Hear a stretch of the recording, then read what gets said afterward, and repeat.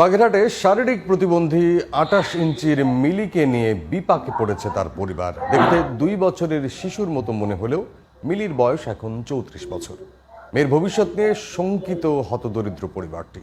মিলি দেখতে যেন ২ বছরের শিশু, অথচ তার প্রকৃত বয়স ৩৪ বছর। বাড়ি বাগেরহাটের মোরেলগঞ্জ উপজেলার পশ্চিম গুলিশাখালী গ্রামে। শারীরিক প্রতিবন্ধী হওয়ার পাশাপাশি স্বাভাবিক মানসিক বিকাশও ঘটেনি মিলি আক্তারের।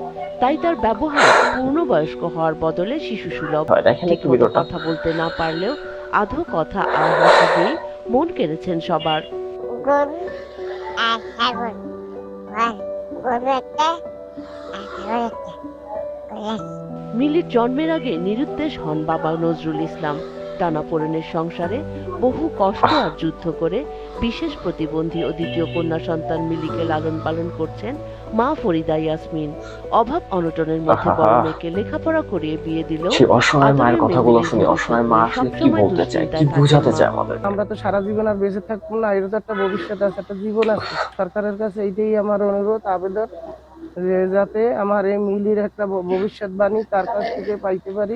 মাঝে মাঝে আমি ওরে দেখি একা একা বইসা হাসতেছে, আবার মাঝে মাঝে দেখা যায় যে সময় মন খারাপ হয়ে যায় একা একা কাঁদে বসে বসে।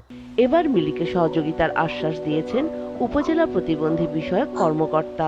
এই যে বাচ্চাটা এ আসলে চিকিৎসা যোগ্য না। জাতীয় প্রতিবন্ধী উন্নয়ন ফাউন্ডেশন থেকে যদি কোনো আর্থিক সহযোগিতা আসে তো সেটা আমরা দেওয়ার জন্য চেষ্টা করব। প্রতিবন্ধী হিসেবে দেয়া সুযোগ সুবিধার আওতায় মিলিকে আনা হবে বলে জানান এই উপজেলা নির্বাহী কর্মকর্তা। সরকারি সুযোগ সুবিধা যেগুলো আছে তার আওতায় তাকে নিয়ে আসার জন্য এবং তার খোঁজ খবর নিয়েই আমরা এটা আসলে সিদ্ধান্ত নিব যে তাকে কিভাবে আমরা সহায়তা দিতে পারি। সরকারের পাশাপাশি সমাজের বিত্তবানদের সহযোগিতায় ঘুরে দাঁড়াবে দরিদ্র এই পরিবারটি, এমনটাই প্রত্যাশা সবার।